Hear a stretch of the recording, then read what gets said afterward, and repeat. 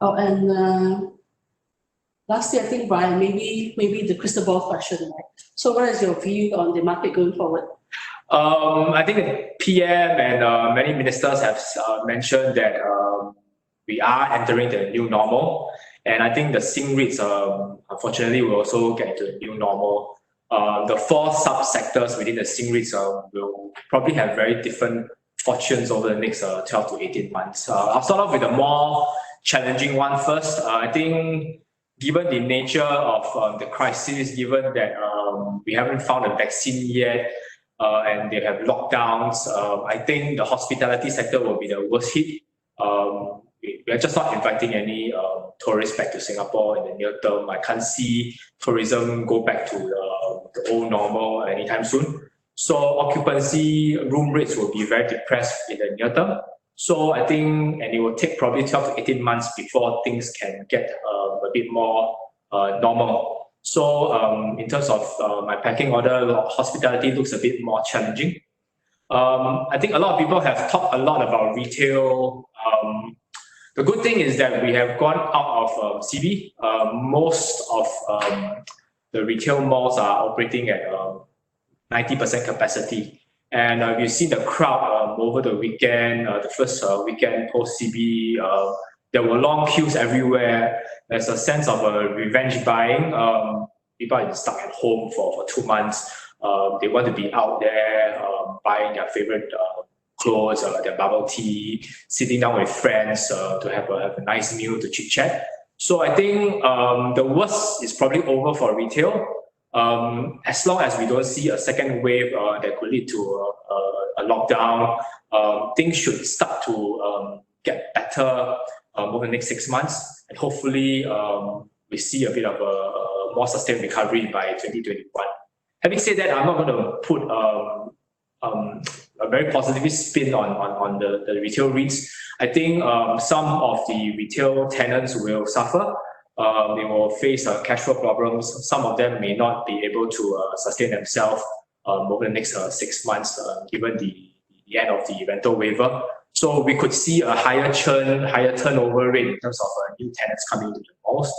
But for the Singapore retail REITs, most of them are holding assets in very well located places near transport nodes or near residential areas. So these are all still very well sought after real estate. I still expect tenants and demand to be still very strong, and they will look to come in to replace the departing tenants. So while things might not be as rosy as it was 6 months ago, I think the market is painting a too dim picture on the retail sector. Then I'll move on to office. I think a lot has been said about the fact that people have been gotten used to working from home, and as a result of that, the demand for office space will collapse once things get back to normal. I don't buy that argument. I think I see two reasons why we can actually afford to work from home during this period. Firstly, is technology. I think with Zoom, with VPN, it's possible now to work from home. The hardware side is being well taken care of, and I think this trend will continue. I think companies will continue to spend a lot of resources to try to buff up their tech prowess so that they can actually operate from out of the office. But I think one thing that people ignore or forgot is that apart from tech, there's also the soft personal part to working from home. I call this the social goodwill. The reason why my boss is able to trust me to work from home is because I've shown over the past 5 years here that I am a decent, hardworking person. I can deliver what I have promised. So there's this inbuilt trust between my boss and me. There's also this inbuilt trust between my colleagues when we are working on a project that we know each other's strength and weakness, and we can continue to work as a team for a short period of time, even without seeing each other. But this social goodwill, which I call it, will deteriorate over time. Over 3 months, 6 months, some of this social goodwill will be gone. We'll need replenishment.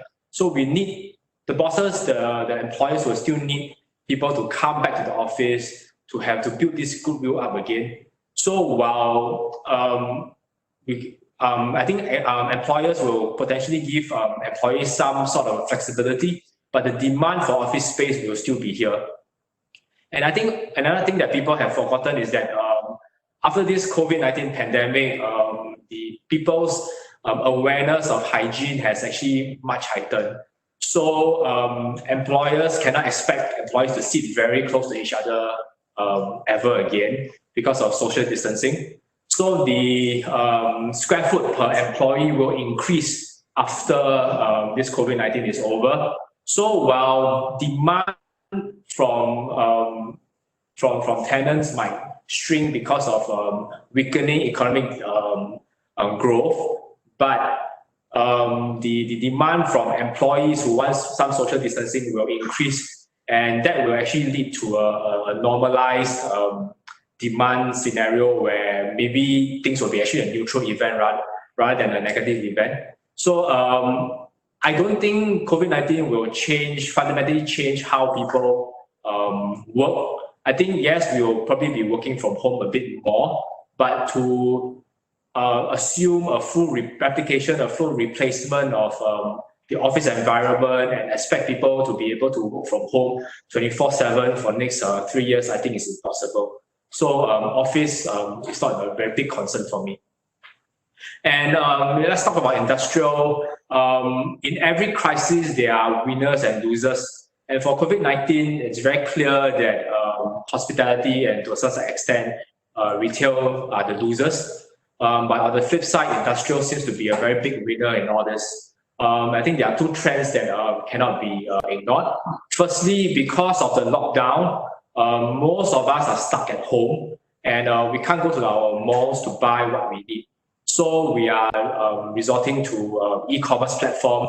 In the US will be Amazon, here in Singapore will be Lazada or Shopee. And as a result of that, the demand for logistics space will increase because the need for the e-commerce operators to fulfill your orders will have to increase. So given that there's still a shortage of warehouse spaces globally, I can continue to see very strong demand and very strong rental growth trend for the logistics sector, not just in Singapore, but globally. And secondly, again, because of the fact that we are working from home, we are staying at home so much often, our data consumption has actually increased during this period. So from the work point of view, we are using WebEx now, a lot of people are using Zoom. That actually consumes data, and this data has to be stored somewhere. So these are usually stored in data centers, and that again will help to drive demand for data centers in the longer term. And because again, we are stuck at home, we can't go out to catch a movie, we're spending a lot more time on social media, we're spending a lot more time on Netflix to get our entertainment needs. That again consumes a lot of data, and again, this data will be stored in data centers. So for REITs that have a good data center exposure, I think I can continue to see very good growth trends going for them over the next few years.